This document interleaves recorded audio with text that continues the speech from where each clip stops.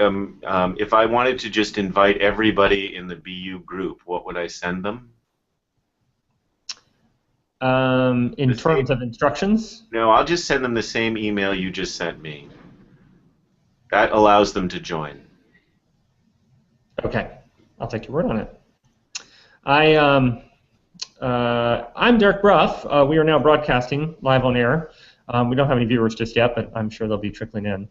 But since this will be the start of our recording, I'll go ahead and do a kind of a round of introductions. I'm Derek Bruff. I'm the director of the Center for Teaching at Vanderbilt University. I'm also a senior lecturer in the mathematics department. I have a sick kid at home, so I'm running the show from home today. Not at my office as usual, but I'm happy to be here and to be talking about STEM teaching with all of you. I will be playing the role of moderator today, and so I will be looking at questions that you all submit through the Q&A tool right here in Google Hangouts, as well as over on the Coursera forums, and I'll be monitoring Twitter as well. So feel free to use Twitter as a back channel today. Let me go ahead and have our guests introduce themselves. Rick, would you get us started? Tell us who you are and what you do, and what your role in this week of the MOOC was. Sure, Derek. Welcome, everybody. I'm Rique Campa. I'm an associate dean at the graduate school at Michigan State University, and I'm also a professor in the Department of Fisheries and Wildlife here at MSU. And I'm on the MOOC development team of this project, and specifically for this week, I developed with much input from my colleagues, Derek and Bennett, the cooperative learning module that we did this week. Bennett? Hi, my name is Bennett Goldberg, and I'm a professor of physics, biological and electrical engineering at Boston University, as well as being a professor in the School of Education and Science Education. I'm the director of STEM education initiatives here at BU, and together with Rick and Derek and a variety of others that you've seen throughout these last couple of weeks on the MOOC, we've had an enormous amount of fun and interactions in developing this MOOC and this learning environment. And one of the ways we want to enhance this learning environment is to have you talk in person to us, right? I mean, it's hard to do collaborative and peer instruction unless, you know, we're in there doing it together. So so we're going to give this a shot and see how it all goes, and welcome. All right. With that, I think we'll jump in.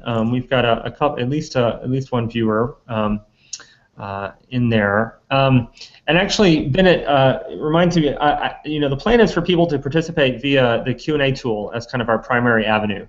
So submitting their questions via text. Later in the hour, we might try to actually have some folks turn on their video cameras if they're willing to try. I think I know how to do that in Google Hangouts, so we may try that as well. And add a few more folks to the video screen. But with that, let me ask a kind of a general question for both of you to get us started, as other folks are thinking about the questions that they'd like to pitch. Rick, your module was on cooperative learning fairly generally, and then Bennett, your module was on a particular form of cooperative learning, peer instruction. And I'm wondering, for either of you, how does an instructor go about creating a kind of a classroom culture where students are on board with this, where students understand kind of what the learning dynamic is supposed to look like and feel pretty comfortable with it. You know, a lot of students are used to you know, sitting in class and taking notes, and sometimes not having a more active role in class. What advice would you give to instructors who want to kind of get their students started with this and create this culture where it works well in the classroom? Rick, do you have any thoughts on that question? Yeah, I'll start off. And, I think it starts on day number 1 of class, Derek, is that if you're the instructor of record, you know, creating that culture start on day 1, because otherwise students bring with them that that background or baggage of what you just described, Derek, in terms of being a passive listener in class. And so on day one, when you're introducing yourself, when you're introducing the syllabus for the course, make reviewing the course expectations on the syllabus a cooperative learning experience where they're engaged in the syllabus and they're asking you questions, or they're asking other questions about what they can anticipate during this semester. So if you wait until week 2, week 3, and all of a sudden start throwing informal or activities at them to work with their peers in their classroom, to some degree, I don't want to say it's too late, but it may be harder to kind of break that culture of them just passively sitting and expecting you to tell them all the information. Bennett? Yeah, so I'm gonna take your first day and I'm gonna shift it a week before the class even starts. And I think one of the things in peer instruction that we try to do is, as you said, we need to directly get the students to understand and to at least get them to really face the fact that this is not the way they are used to instruction, right? And so I send out a survey the week before class, maybe 2 weeks before class, and I ask that, and I tell them, okay, this is different than your usual kind of classroom. This is what our classroom looks like. Here's a link to a video of what it looks like, how it happens in the classroom, and then respond to me, the professor. What are you worried about? What is a concern? And things like that. And I always get lots of questions that I can then really respond to and create an interaction around how we are learning already the first minute of class. And so one of the things that they always ask, and if they don't ask it, I'll say it like they did ask it, is, I'm afraid that I won't have a good group at my table, or I'm afraid that I won't, have the instructor talking to me enough, right? And all of these other kinds of things. I didn't pay $50,000 to come learn from the guy next to me, right? These kinds of fears that they always have, and I approach that through them, right? That's the key part of it. It is through their concerns, bringing those up. And the other thing about creating that environment, right, is, day one, 3 or 4 clicker questions right away.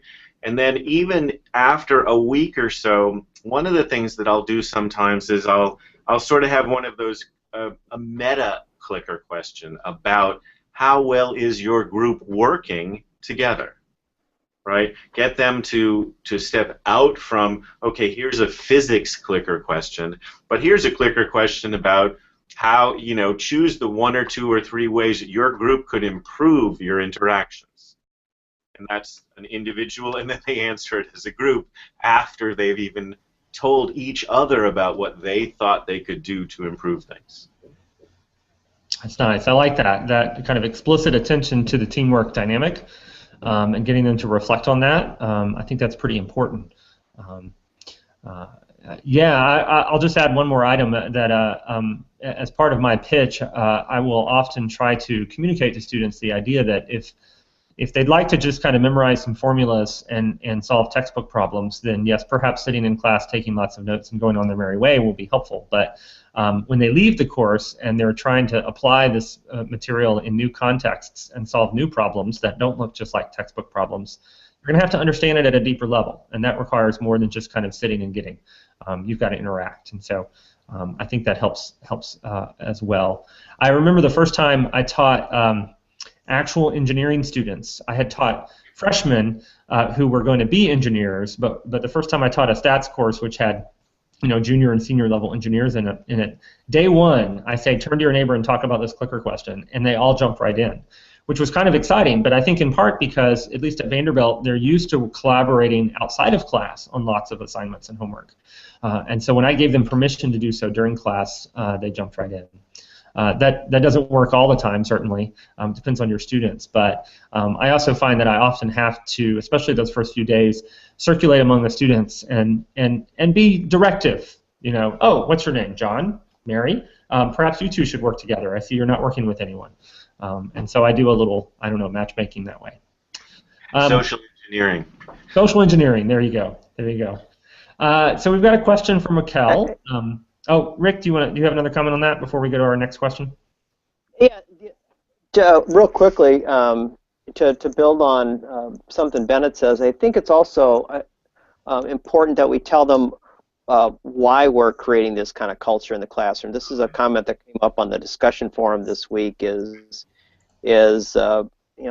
what I try to do is to put it into some type of disciplinary context of, which is easy to do for folks in STEM, is that as they transition out of student life into professional life, they're going to be working on committees and teams and working groups, and so being able to cooperatively work together to bring their expertise into a problem, to also be able to and find out what your cooperator brings to a problem are important skills.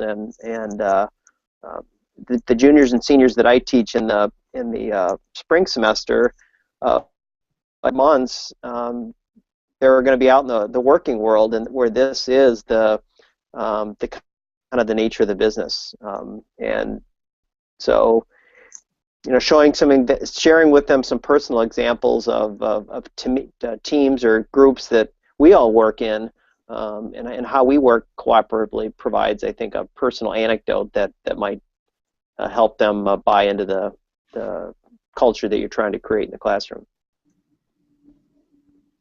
I like it. I like it. Let's take a look at Raquel's question. She asks, since active listening, both by the instructor and among students, is so important in peer instruction, as in every other situation in life, I guess, do you have any specific tips about this skill and how to improve it? I guess one way I think about this is in the peer instruction module, Eric Reserve makes the case that a peer can explain something better to a peer, but that also involves some listening, right? It's the person who's receiving that. So, Bennett, any thoughts on how to help your students be better active listeners in this context? Yeah, I do a couple of different things in the classroom itself, and one of them is I try to model good behavior of listening.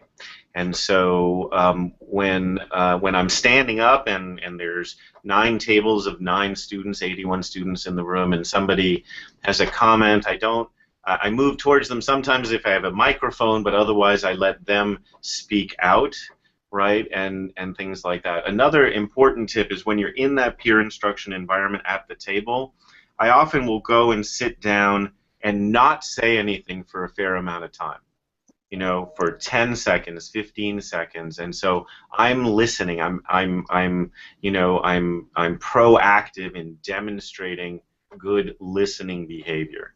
And then instead of me responding to what's happening, I'll turn to one of the other students who wasn't talking in that environment and ask them what they think of this. So then I go to somebody who's quiet and not interacting maybe so much, but who is paying attention, and get them to be responsive to the environment. So in that situation, I'm a listener and a facilitator. I'm not an expert opinion. I will guide instruction, I will guide their discussion, but I try not to interrupt with an expert opinion. That's later, right? That's after their group has talked. Rick, any thoughts on this active listening question and how you help students develop that skill? Yeah, I do almost exactly the same thing as Bennett. It's kind of scary that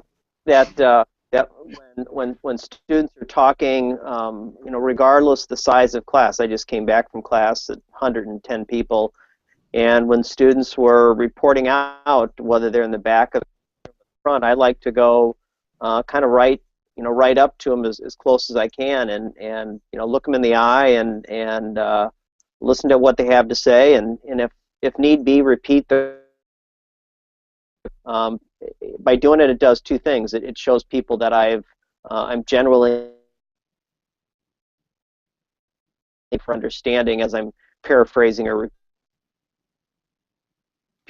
The other reason, I'm a firm believer in telling people why we do things. Working cooperatively does require.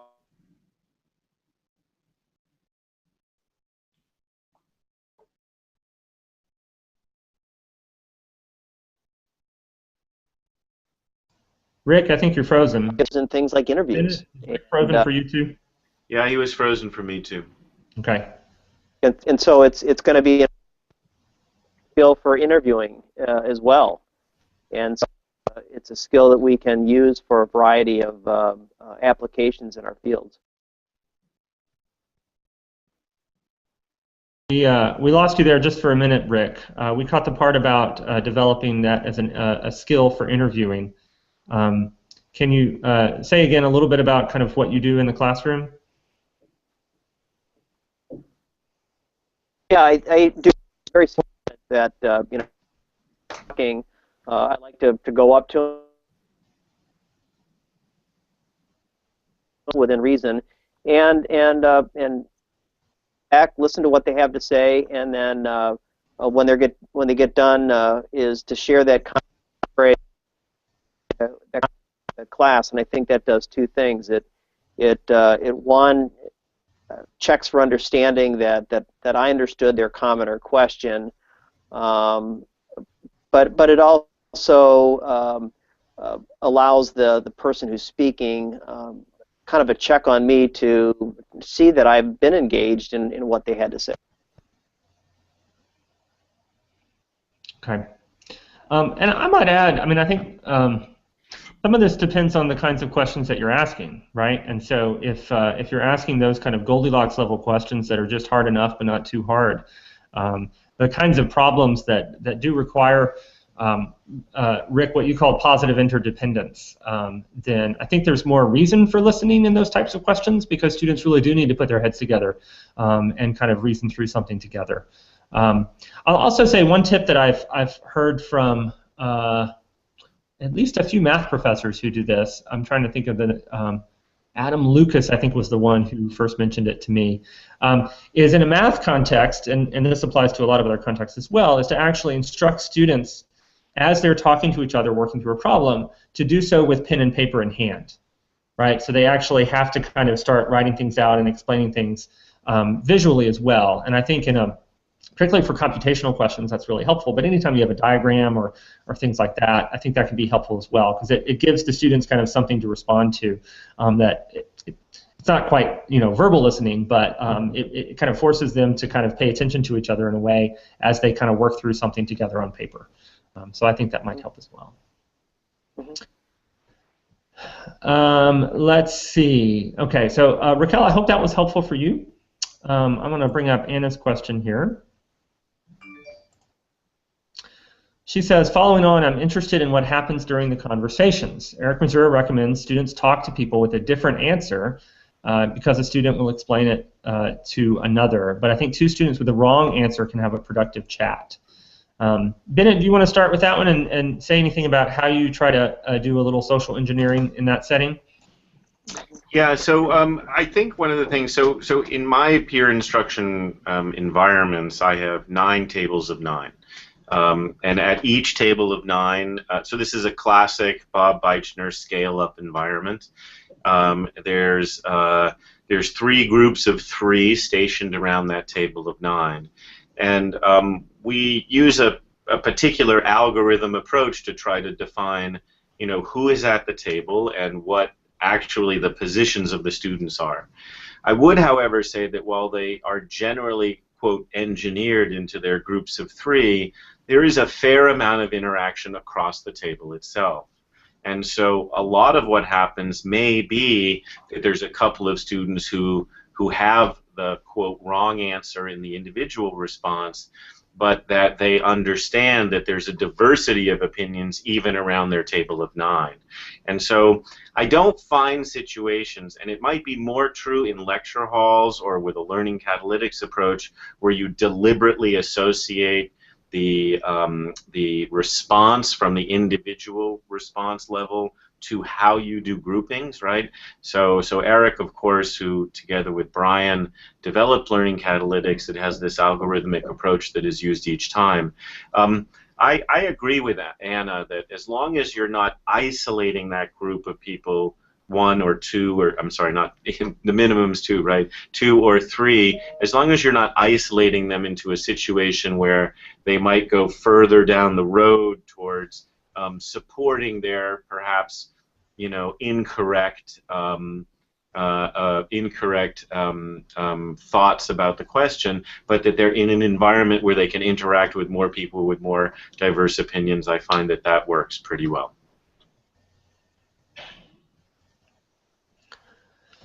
So maybe I'll toss in a couple of ideas too, because I'll often tell my students, I don't know, the learning catalytics tool is really interesting because if you feed it a seating chart, it will actually then tell students who they should talk to. It will say, hey, so-and-so to your back left has a different answer than you. You should talk to them. And so I think that's pretty clever. I actually don't know, knowing Eric, I imagine he studied this. I don't know if there's any research on kind of how much more effective that is. I know I saw a presentation by Dennis Jacobs, who is a chemistry faculty member, and he had some really interesting data on so he would have the data on how students answered the question individually, how they answered after the pair instruction. And so to your point, Anna, there was that little bar that said, hey, there were these two students, both of whom had, I think even sometimes the same wrong answer, but when they put their heads together, they came up with the right answer. And so certainly all these things are possible. I'll often tell students, since I don't have the learning catalytics to kind of engineer this, I mean, you can just say, try to find someone who has a different answer than you. I'll just often say, hey, if you have the same answer, you could both be wrong, so talk it out anyway. And I think that tends to help as well. Rick, any thoughts on the, I don't know, cognitive diversity of small group interactions? Yeah, I think part of it, let's go back a little bit, is fundamentally we as instructors have to ask good questions, right? And so if we want them to work cooperatively, it starts with having a good question. And I think it oftentimes, for me, I found it works good to have occasionally people or in-class things like what we're describing, do it individually, then get together. And so in the case that Anna described, maybe they did collectively get the wrong, both of them got the wrong answer, but talking through the assignment together or the problem together, they realize maybe where they went wrong, where their logic went wrong, or how they didn't integrate a particular concept or principle. They have an opportunity then to rework it and perhaps come up collectively with a different answer. In my experiences, when you get people perhaps in groups with the wrong answer, if there is one right answer, so to speak, is to provide the answer and then have people rework it and see how they see if they can find kind of where they wrong or parts that they forgot. Yeah, one of my most enjoyable things to do with a peer instruction interaction is to have a clicker question where a lot of students have it wrong, and I show the bar graph and I turn to them and say, oh, looks like most of you went for C. Well, guess what? C's the wrong choice. Go back to your groups and talk it over again. Right. That can be helpful. I would say that one of the things that I do sometimes is I switch between showing the result after the first vote, if you will, the first vote, to not showing the result. In the beginning of the semester, I generally show the result. I have enough confidence that the questions I'm giving will have a diversity of answers, and it's important that they understand that those diversity of answers simply exist, right? But then as the semester proceeds, I'll probably show it less and less, because I want them to simply believe that there is a diversity of answer and then search that out within their peer instruction environment. Thank you, gentlemen. I'm going to, let's see, I think I'm going to select Raquel's thank you and then get that off the queue. Glad to be helpful there. And then I'll pull up Nicholas's question. And we kind of talked a little bit about this earlier in terms of establishing a course culture that was favorable to active learning. And so maybe, if I'm reading this question right, what about kind of the other way? So as you kind of implement cooperative learning and peer instruction techniques, Do you see your class culture change over time? Do the students kind of get to a different point at the halfway point or later in the semester than where they are at the beginning? Any thoughts on that? Yeah, I mean, I think that I definitely see an evolution of the class culture. I see that they see that the cooperative learning environment is, you know, for the majority of them, it's not universal, but for the majority of them, they buy into it, they find it engaging, they find it successful in some ways, you know, in terms of their own learning. And so it becomes more of a overall collaborative space, right? I mean, one simple thing I do is I always have everyone cheer when it's 100% correct, right? So, you know, maybe after the group discussion, and it doesn't actually happen often, right, in a classroom of close to 100, somebody just by chance will click the wrong button and then you don't get 100%. But if we're at 100%, you know, then everybody cheers, and again, that creates an environment in the larger classroom where people are working together to learn, right? They're not necessarily, even though they will, compete on the next exam, but it's this idea of working together to learn, and I think that culture starts in the small groups, it extends to the tables of 9, and then it moves out into the whole classroom itself.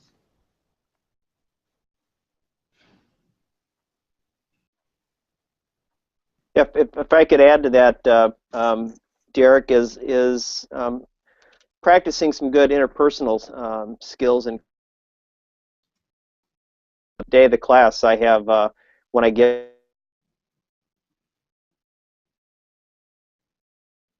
them to introduce themselves.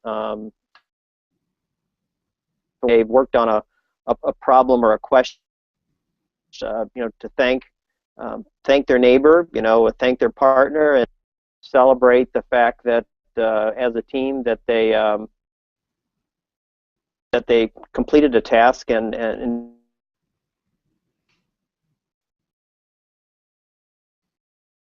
did well. Create that culture. The other thing that I think we as instructors have to think about is how we grade. And so if you know, in the class I grade on a straight grading scale. So if everyone's working cooperatively together and getting high scores, then there's going to be a lot of 4 points in class. Is that it's not a competitive class culture where I'm grading on a curve and only a certain percentage of you are going to get an A or a 4-point or a 3.5 or a 3-point. I think that's an important ingredient, Rick, because I do think that if you've got a more competitive grading system, then yeah, it changes the dynamic considerably. And actually, we're going to talk a little bit more about this in week 5 of the course when we talk more about motivation. The collaborative spirit actually tends to work better for students, and so making sure that the grading system kind of supports that. I'll also add, in terms of changing culture, one of the things that I think is interesting, I think it was actually Holly Bender I talked to several years ago. She's at Iowa State, teaches veterinary medicine, very active in the CERTL network. I interviewed her for my book on teaching with clickers, and she used clickers with team-based learning. And so it would be an example of, I think, your formal groups structure, Rick, in that you have teams of 6 that persist during the length of the semester, primarily for these in-class problem-solving exercises. So not an out-of-class assignment necessarily, but in-class, working through cases, working through concept questions, things like that. And one of the things that I thought was interesting was she said that she'll have the students answer a question individually first, and then get together as a team and have to come up with a team answer. Right, and this is an interesting dynamic. You require one answer per team, and they really do have to kind of put their heads together and resolve any differences. She says that usually by around halfway through the semester, the teams are almost never wrong. In that individual students may have the wrong answer, but they've learned to work well enough together as a team that they can hash out the right answer almost every single time. And so I think that's a powerful dynamic, you know, in class, and I think it's indicative of some real good collaborative skills. All right, I'm going to bring up Seth's question. Seth had a couple of off-topic questions earlier, but we'll give this one a shot. Do you think, even though everyone has a different... Oh, wait, hold on. He's got a couple of questions here. Do you think everyone has a different culture? Do you think they all learn the same as us Americans? So this is an interesting question, I think, in terms of kind of the internationalization issue. Do you find that these issues play out a little bit differently? I guess if you can speak to American classrooms that have international students, that's probably the most immediate context. Right. But if you have any thoughts on how this plays out in different cultures entirely, that might be interesting as well. Well, one of the things that we see quite a bit... Maybe I'll start off a couple, maybe an example, Derek, is that one time when I was teaching a graduate level class, I had a fair number of internationals, and I was using kind of to stimulate discussion and cooperative learning activities, and not much was happening. Not much was happening. There was no discussion, or not enough discussion. But after class, I would have particularly this one individual. He was a student from Taiwan, and he would have great comments or questions after class. And I would ask him, well, why don't you ask me these in class? Why don't you bring these forth in class? And his comment was that in his culture that would show disrespect for the professor. And so what I started doing is bringing his questions or comments into the classroom, discussion among the students, and I would ask personally, because it's where they came time over the course of the semester, he became kind of the culture of having a cooperative learning classroom here in the U.S. And it was a change for him, and it was a challenge for me to be aware that there are different cultural norms, so to speak, in the classroom, that I had to adapt what I usually did to stimulate that discussion. The other thing that I would use is to call on people, because oftentimes international students may not want to ask a question or make a comment, but if you know as many students' names as possible in the classroom, more easily draw them.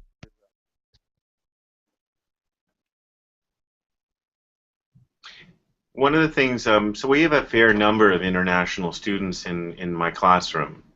I would say at least 20 to 30% international students. So these are students who are a fair number of Asians, a fair number of Indians, and then a mixture of both European and South American students. And I would say that for certain elements of those students, they're pretty unfamiliar with the idea of working with partners at on problems during class, right? They tend to be a little bit more culturally attuned to a more traditional lecture environment than some of the American students. And that's a broad generalization, and obviously for individual students it can be quite different, and is very different. But I would say broadly that's a little bit true.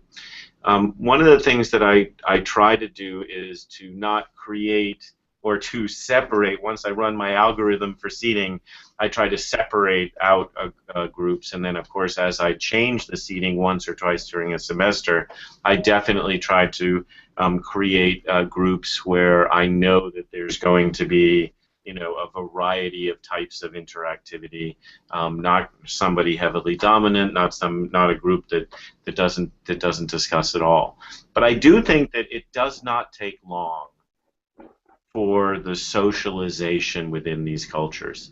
I would say that by the end of the semester, there's not much of a difference of the interactivity of the different cultural groups within the environment. But what's also interesting, and I wanted to make one comment about Rick's about his graduate seminars. I think that when I teach graduate students in physics, there again, the more time they've had in a traditional environment, that is, if I have them as undergraduates versus when I have them as graduate students, if they're just coming to the United States as a new graduate student, then their acculturation to a traditional environment might be even a little bit deeper. Yeah. A couple of quick extra thoughts. One is I remember several years ago we had a lot of students from Malaysia, as it happened to be, in our engineering program. And I know that in some cultures and in some religions there are kind of gender differences that you have to watch out for a little bit. And so as someone who who was trying to be sensitive to that but wasn't entirely aware of what all those issues were, I tried to give students a lot of flexibility in picking their own groups, so they could pick a group of folks that they were comfortable talking with. And so I think that's something that is sometimes helpful. And I would also say, and this is again maybe correlated with culture, but some students are much less comfortable speaking out in a large group. They're much more comfortable speaking in a small group. And so having some of these small groups interactions can actually make it a little bit easier for folks, for whatever reason, who are hesitant to speak up in front of their peers, to have a kind of chance to kind of do a little bit of that anyway. And get a chance to kind of have that active learning experience without needing to talk in front of 30 or 100 people. Another thought, Rick? Add on to that real quick, and it's something that may come up later in the MOOC, is oftentimes when we ask students to respond to a discussion question that we pose in class, and I've noticed it. Occasionally, it's a little bit more of a struggle for international. Is I like to have them write their response down first, because what I found is that if they're writing things down first, they may, and they've had an opportunity to organize their thoughts. It sometimes is easier for them to respond to the question because, worst case scenario, they have something they can read, right? They can read it right off. And so it gives them a bit of a crutch, so to speak. Having them oftentimes just verbalize their thoughts right off the top of their head without organizing, processing the information first through writing may be, at times, hard to get input from the students. Good point. It's a really good point. The language barrier alone is something to be certainly sensitive to. I'm gonna let's see. Mark, that one is done. You're quite welcome, Seth. Glad to be helpful. And I think Anna's was next in the queue. Actually, let me take Raquel's. This may be a quick answer. Bennett, you have a reference for your seeding algorithm. Can you say a little bit more about what that looks like and where you got that? Yeah, sure. Like most people, we just invented it, right? I mean, I certainly looked at what Bob Eichner had done, and I talked to him, and I had talked to Eric Mazur about what he does in the classroom, and I do know that there's a number of people who do it randomly. Just a very quick and funny story. Last year, we, in our studio or peer environment for physics, we have 3 classes per day. So there's a 9 to an 11, a 12 to 2, and a 3 to 5. And so we have 3 different instructors. So there's 250 kids in these classes.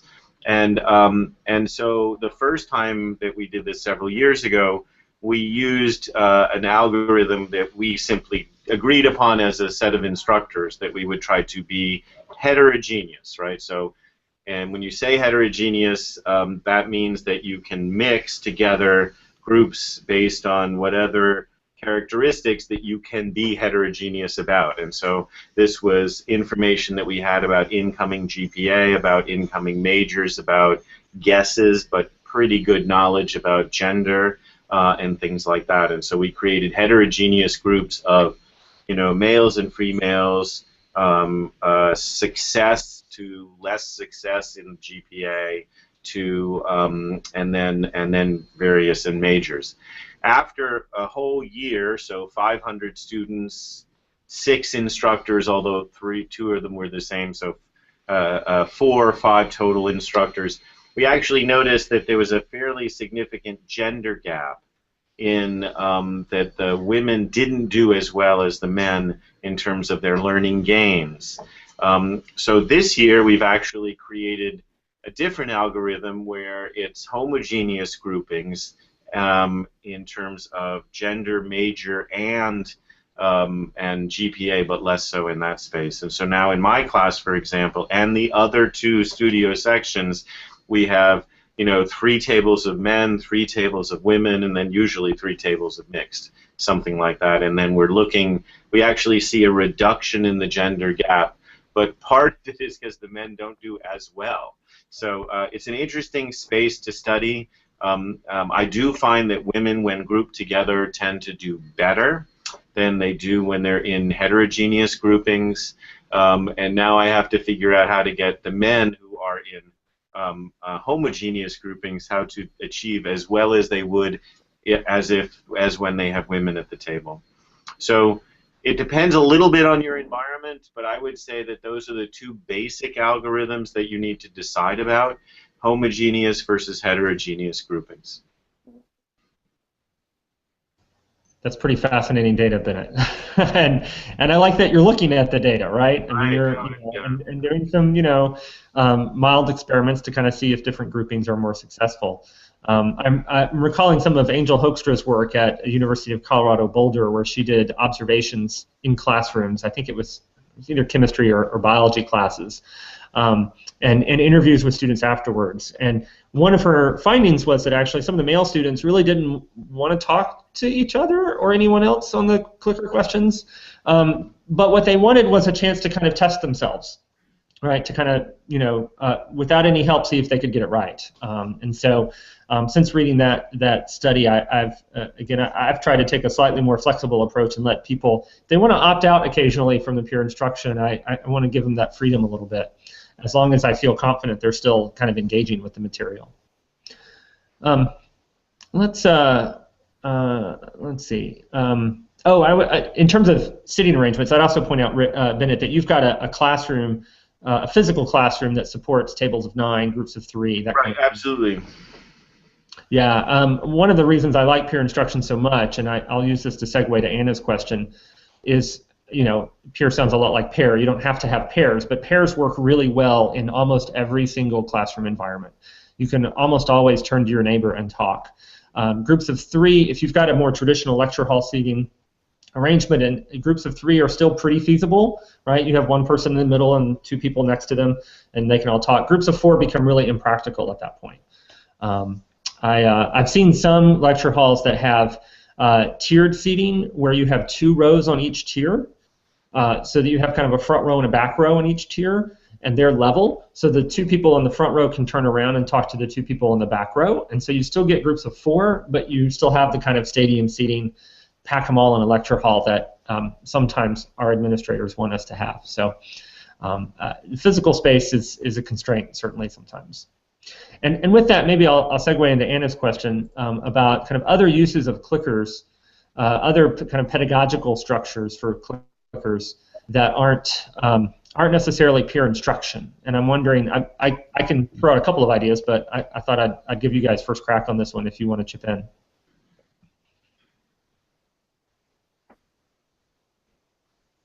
We'll let you go, Derek. Okay. One of the fun parts I like about clickers is as I started talking with instructors in lots of different disciplines, STEM and otherwise, about the use of clickers, I kept seeing lots of different ways to use them. Multiple choice questions, everyone gets a vote. It's a pretty simple kind of structure, and so you can do a lot of different things with it. I do think of peer instruction and really this kind of think, pair, share idea that underlies it as some kind of fundamental unit of classroom interaction. I don't know, taking notes might be another fundamental unit, but in terms of active learning, that as kind of a base model and then kind of variations thereof, I think can work really well. And so I mean, you could have students think about a question, vote on it, pair up, talk about it, vote again, then have the pairs pair up and have bigger groups, right? You can skip the think stage and move straight to the pair stage. You can kind of stretch these out so that it's a 2-minute interaction or it's a 20-minute interaction. So in some ways, you know, peer instruction is a kind of model for lots of kind of variations. But in terms of more different uses, I would say perhaps meta-level questions, like the one you were saying earlier, Bennett, where the peer instruction phase might not be quite as essential as kind of the group results and debriefing that. Opinion-based questions or experience-based questions come to mind as another kind of question where you might have a different kind of classroom interaction. I know our colleagues in psychology will often do more experiments in class. So you know, here's a list of 10 words. Take 20 seconds and look at it, and then they'll have a clicker question that says, okay, do you write down, you know, the list goes away, write down all the words you can remember being on the list, and then the clicker question pops up. Did you remember this word being on the list? Did you remember this word being on the list? And often these are used to demonstrate certain things about memory, right? That we tend to remember the words at the top of the list best. We remember the words at the bottom of the list second best. We don't remember the words in the middle of the list. And the example I was given, all of the words were related to the term needle. So thread, camel, haystack, right? The word needle was not on the list at all, but a lot of people remember the word being there even though they didn't see it, right? So that kind of simulation kind of stuff, or getting students to kind of you know, access their own experiences through clickers is pretty interesting. The other use that I think is really valuable, is in peer assessment. So if you have students who are presenting their work to the rest of class in some fashion, maybe they're giving a presentation, maybe they're solving a problem at the board, maybe it's a poster presentation, I don't know, but having students use clickers to evaluate each other's work on certain categories can be really helpful. I use this in my writing seminar where I have a student share a first draft of their paper, all the other students read through it, mark it up according to the rubric that I have. So each, the rubric has a number of categories and there's levels of quality defined in each category. And so I'll ask the students, okay, in terms of his voice, you know, or his clarity of thesis, or the complexity of his arguments, how did you rate this student, right? 1 through 4, using these definitions for 1 through 4. And it's really fascinating to see how they do it, because often there's a lot of disparity. They don't all have the same rating for the student's work, and that allows me to have a conversation with them about what we're really looking for. When we say voice, when we say complexity of argument, what are we looking for there? And so that's a very different structure, I think, but it can be very helpful either in assessing final products or assessing drafts as a way to help students understand what your expectations are. That's you know, often more appropriate when you have a course where you have kind of projects or writing assignments that are a little bit more complex than just kind of one concept test. Anyway, I hope that's helpful, Derek, Anna.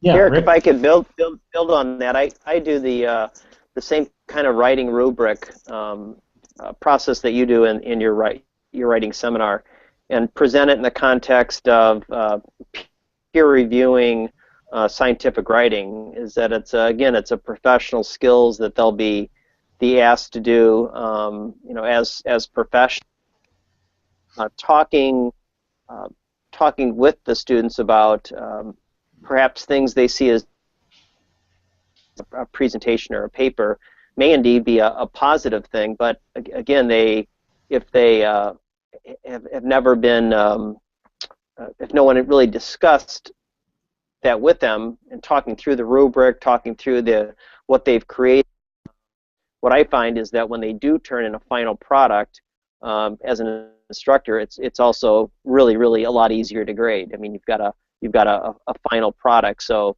investing in that process, as you described it, Derek, makes a better product at the end, and it's something that students get some feedback on, and it's something that again, it's a professional skill, And if we tell them this is why we're doing it this way, this is how we're using the feedback, I think it's really easy to get students engaged in that type of pedagogy. If I could just make one comment to build a little bit on what Derek had said, is that if you abstract the idea of the clicker, right, what does that technology actually allow the student to do? Right, it allows them to provide a public response that is anonymous. Right, it allows them to, as you said, either provide data on something or commentary on something. But what I try to do, I think, a little bit, is to get them to be aware of that, right? Of that, yes, it's an anonymous response, but it is a respectful response. It is a response that has meaning. It is a response that represents your commitment to your individual understanding. And sort of and if you can switch some of your questions around sometimes between the meta things and the other things, I think you add to that sort of picture in the student's mind of what that element is of using the clicker. Mm-hmm. All right. Anna, I hope that was helpful. Like I say, it's pretty flexible. I was trying to think of other kind of uses or some, but again, the kind of peer instruction as a I don't know, fundamental unit, I think is a nice model, certainly. So with that, let me bring up Seth's question, and we're running short on time, so I'm just going to see if either of you have any quick comments on learning disabilities in the classroom and how that might play out in terms of cooperative learning activities, either in class or out of class.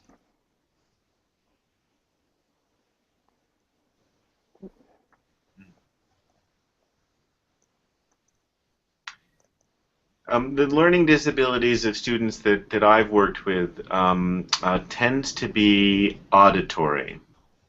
And so I'm lucky enough to be in a university that has a special office that provides special assistance for some students with learning disabilities. They attach to me or my podium or something like that, a recording device that we allow the students to, of course, record what is happening in classroom. They can have some amplification, obviously, if they have it with them.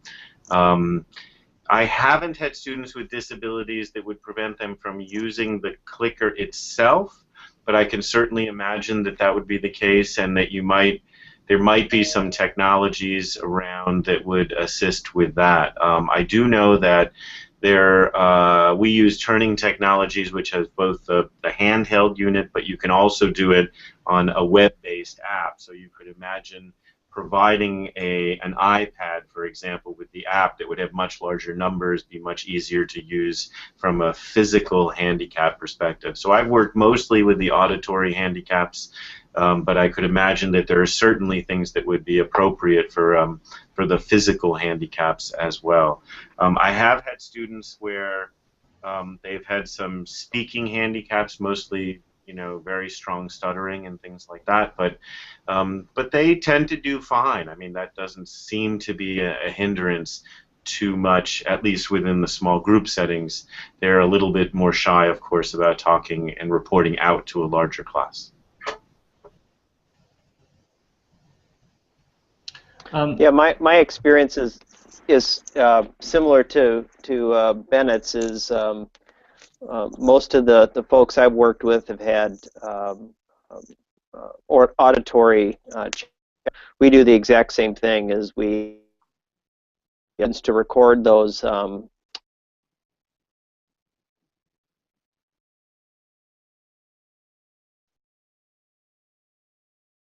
To say why they're recording lectures. I've only had one student that had a physical disability,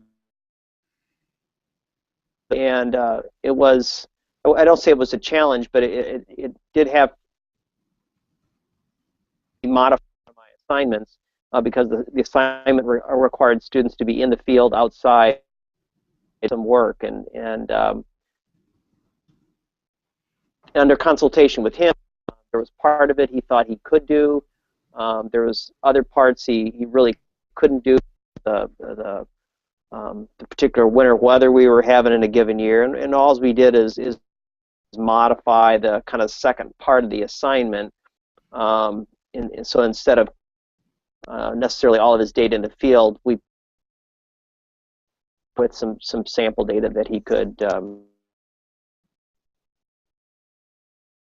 contribution to the project. Thanks, Rick. One last thought on this. I do know that I pretty regularly get students who have kind of accommodations that allow them extra time in testing environments. Right. I always have that. And so time and a half or double time or kind of a quiet separate place where they can do tests. And I would say in terms of in-class activities, one issue there is that if you are using clicker questions as part of a quiz, if you're grading them on the accuracy of their answers, then I think there's a case to be made that those students would need time and a half or extra time on those types of situations. As Eric Mazur pointed out in your module, Bennett, it's not great practice to do that anyway, right? To make it participation points or to have it not involve any points whatsoever is often a more conducive classroom environment anyway. But still people do it this way. That helps kind of navigate that issue a little bit. All right. Well, I think we have time for one more quick question, and so I'm going to give it to Nicholas here. Do you experience pushback even from American students who are not familiar with cooperative learning? Is there anything else you guys would like to say on this issue? Sure. A little bit about culture, but what about the pushback? Well, I mean, Nick, I think you arrived late. One of the things that we talked about in the very beginning was creating that culture in the classroom, and definitely need to do it for American students from all sorts of perspectives. One of the ways, of course, is that we can do surveys before class. What are you afraid of? This is what the environment looks like. And I often get these responses, which then I bring up in class in open discussion, about I'm here to be taught by you, not by the student next to me. I'm not comfortable with this kind of loosey-goosey environment and things like that. So a definite amount of pushback. But I would say that while not 100%, there's a general agreement, I think, by almost vast majority of the students in the classroom that they like it better. One of the things that we struggle with here actually is the fact that you can take this particular class that I teach either in a traditional lecture or in the studio or open peer instruction format. And I think the benefit of that is that that those students can self-select for the kind of learning environment they want. The drawback is, of course, I don't think they learn as much in lecture, and I think that sort of even comes out in some of the data.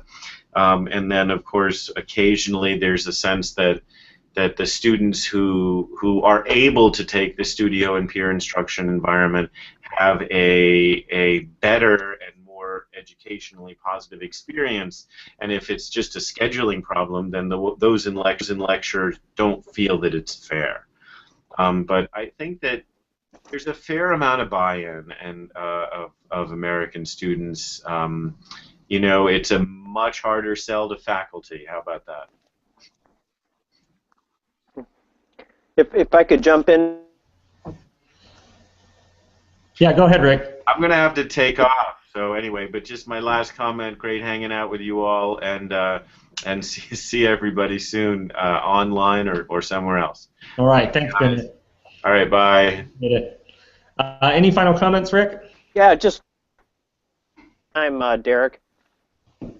Is to build on what Bennett said, is that just like with any pedagogy, there can be good applications and bad applications, and even if we come up with a cooperative learning activity, if it's not well structured with good teaching and learning objectives, it can be dismal, and you aren't going to get students to necessarily buy into a culture when people are using poorly constructed cooperative learning activity. So the key is to, I think in part in creating that culture is having a well-defined cooperative learning activity that has some pretty well-defined teaching and learning objectives for the students, but also for you to get the kind of outcome. Yeah, I'll second that. And I find that some students have had poor experiences with cooperative learning or clickers in the past, and so sometimes you're fighting against that. And I know personally I found that often by the second or third class time, the students realize, oh wait, clickers will be interesting in this class. It's not just Big Brother watching me. So, and again, with well-structured cooperative learning activities, you're going to get that as well. If you've kind of tried to solve the free rider problem and you've kind of structured it to avoid some of the frustrations that students find, then they realize, actually, this is a lot more enjoyable than I thought. Well, I think we'll leave it there. Thank you, Nicholas and Anna and Raquel and Beth and everyone else who was on board. And thank you, Rick, for your thoughts and comments here today. And I'll remind folks that the recording of this will be available on our YouTube channel later today, and I'll post a link somewhere appropriate so you can see it. All right. Thanks, everyone. Thanks, Rick. Thanks, Derek. Appreciate it.